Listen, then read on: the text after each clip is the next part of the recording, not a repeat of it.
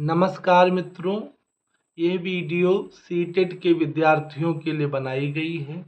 इस वीडियो के बनाने का उद्देश्य ये है कि आप सीटेट की परीक्षा में अत्यधिक अंक पाकर उत्तीर्ण हों।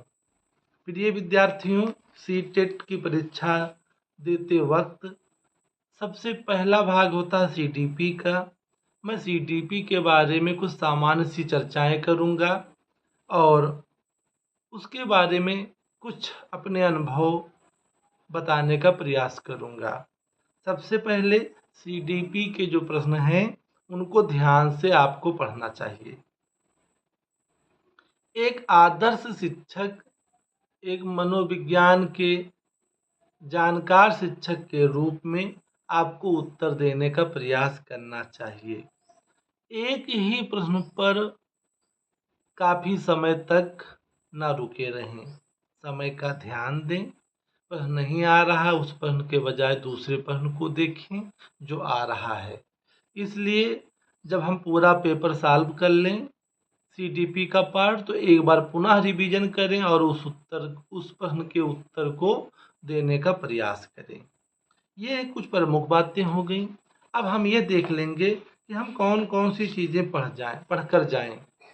तो सबसे पहले हम विकास की अवधारणा, इसका अधिगम से क्या संबंध है, वृद्धि विकास में क्या डिफरेंस है, को हम पढ़कर जाएंगे।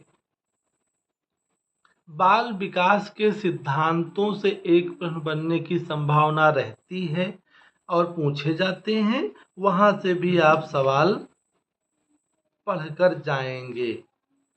अब हम आनुवांशिकता और वातावरण, इसका हमारे ऊपर क्या प्रभाव पड़ता है, हमारी बुद्धि पर क्या प्रभाव पड़ता है, आनुवांशिकता की डिफिनीशन, वातावरण की डिफिनीशन को हम पढ़कर जाएंगे, उसके कॉन्सेप्ट को समझ कर जाएंगे। समाजीकरण की प्रक्रिया क्या है, परिभाषा क्या है, प्रकार क्या है, इसको हमको देखकर जाना है। इसमें कूले का, मीड का, इरेक्शन का सिद्धांत हमको और ब्रेनर का भी सिद्धांत पूछा जाने लगा है, आप इसे भी देखकर जाएंगे। समाजीकरण को प्रभावित करने वाले कौन कौन से कारक हैं, इनके बारे में भी आप देखकर जाएंगे। पियाजे, कोहलबर्ग और वाइगोटस्की, इसमें से पियाजे, कोहलबर्ग और वाइगोटस्की तीनों अत्यंत महत्वपूर्ण हैं। इन तीनों में से अत्यधिक सवाल पूछे जाते हैं। आजकल वाइगोटस्की का चलन ज़्यादा है, पियाजे का भी है, तो इसलिए इन तीनों मनोवैज्ञानिकों के सिद्धांतों को देख लीजिए, कॉन्सेप्ट को समझ लीजिए।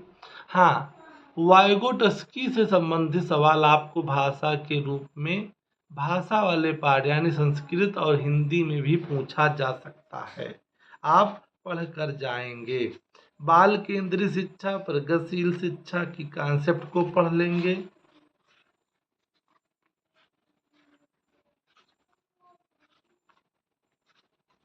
बुद्धि निर्माण, बहुआयामी बुद्धि, बुद्धि की विभिन्न परिभाषाएं, बुद्धि के विभिन्न सिद्धांत को आप पढ़ चुके हैं, मेरा पूर्ण विश्वास है।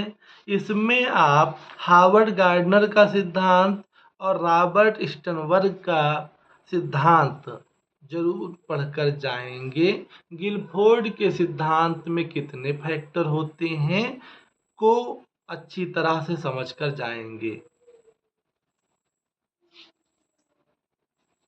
भाषा और चिंतन क्या है, भाषा कैसे विकसित होती है, भाषा के कौन कौन से भाग हैं, भाषा के सीखने के साधन क्या हैं, भाषा के सिद्धांत क्या हैं, इनको एक बार जरूर देख लेंगे हम।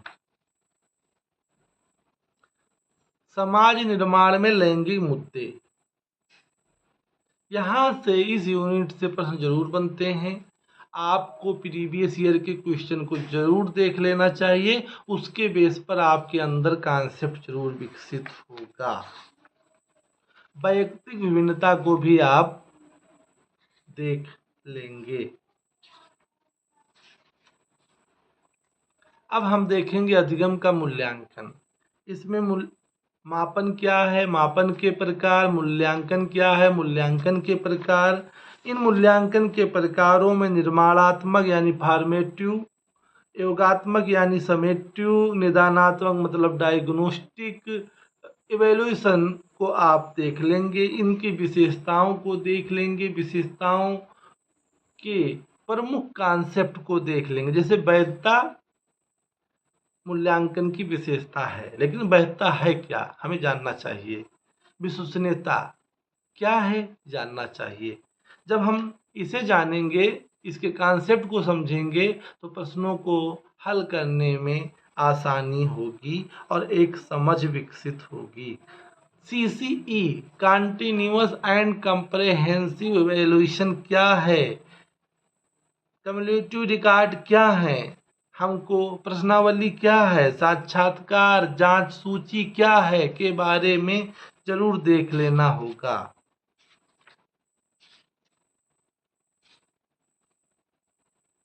उपलब्धियों का मूल्यांकन एवं प्रश्नों का निर्माण, इससे संबंधित भी लघुत्तरीय प्रश्न, अति लघुत्तरीय प्रश्न, निबंधात्मक प्रश्नों की प्रकृति क्या होती है, बहुविकल्पात्मक प्रश्न क्या होते हैं, इनके बारे में पढ़ लेंगे, एक बार में ही समझ आ जाएगा। अब हम देखेंगे महत्वपूर्ण यूनिट, विविध पृष्ठभूमि के वंचित बालकों की पहचान, identification of the deprived children of diverse background, इसके बारे में। इंक्लूसिव एजुकेशन समावेशी शिक्षा क्या है, इसकी प्रक्रिया क्या है, प्रकृति क्या है, उद्देश्य क्या है, आवश्यकता क्या है, वंचित बालक कौन है, इनके लिए, इनके समावेशन के लिए क्या रिकमेंडेशन करेंगे, हम कौन से सुझाव देंगे, इनको देख लेंगे। परीक्षा में अच्छे अंक हम प्राप्त करेंगे। पिछड़े विकलांग तथा अधिगम अशक्त बालकों की पहचान, इसकी डिफिनीशन को जरूर देख लेंगे आप। पिछड़े बालकों की, विकलांग बालकों की कैसे पहचान करेंगे, विभिन्न प्रकार के विकलांग बालकों के लिए कौन कौन से संस्थान खोले गए, 4-5 संस्थान हैं, आप उसे जरूर देख लीजिएगा। प्रतिभाशाली एवं सृजनात्मक बालक कौन है, उनकी पहचान कैसे होती है, गिलफर्ड का सिद्धांत क्या है, इनके बारे में आप जरूर समझ कर जाएंगे। बच्चों का सोचना एवं सीखना कैसे होता है, यह जरूर समझ लेंगे। सीखने के प्रकार क्या हैं, उनको समझ लेंगे। थार्नडाइक, पावलोव, स्किनर, कोहलर, इनके सिद्धांतों को आप अत्यधिक बार रट चुके हैं, इसलिए एक बार नज़र अगर दौड़ा लेंगे तुरंत आपको समझ में आ जाएगा। कक्षा में सीखने को प्रभावित करने वाले कारक को भी देख लेंगे, विधियों को भी देख लेंगे। शिक्षण अधिगम की मूल प्रक्रियाएं क्या हैं, व्हाट इज टीचिंग, इसकी प्रकृति क्या है, हमें देख लेना होगा। शिक्षण विधि की विभिन्न तकनीक, किंडरगार्टन प्रणाली, प्रोजेक्ट डाल्टन, पेस्टालॉजी, इन विधियों के बारे में हमें देख लेना होगा। अंतिम यूनिट, बालक एक समस्या समाधाक के तथा अन्वेषक के रूप में, child as a problem solver and a scientific investigator के बारे में भी देख लीजिएगा। वाटसन एक यूनिट है, बच्चों में अधिगम की वैकल्पिक अवधारणाएं, इसमें वाटसन, पावलोव, थार्नडाइक के सिद्धांत हैं, कोहलर का सिद्धांत है, इन सिद्धांतों को भी आप देख लेंगे। बेंडूरा के सिद्धांत को भी देख लेंगे, बेंडूरा के सिद्धांत के विभिन्न चरणों को भी देख लेंगे। इससे आप में समझ विकसित होगी। संज्ञान तथा संवेग, कॉग्निशन एंड इमोशन से संबंधित कुछ दृष्टिपात हम करते जाएंगे। अब प्रेरणा क्या है, अधिगम क्या है, अब प्रेरणा के प्रकार क्या हैं, चक्र यानी साइकिल क्या है, मोटिवेशन साइकिल को आप देख लेंगे।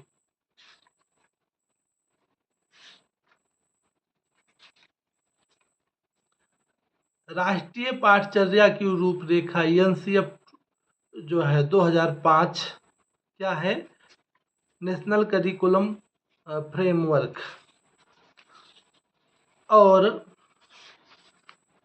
इस तरह से आप सीटीपी के इन यूनिट्स पर एक प्रमुख बिंदुओं का कॉन्सेप्ट समझ लेंगे, उनको रिकॉल कर लेंगे, एक बार चेक कर लेंगे।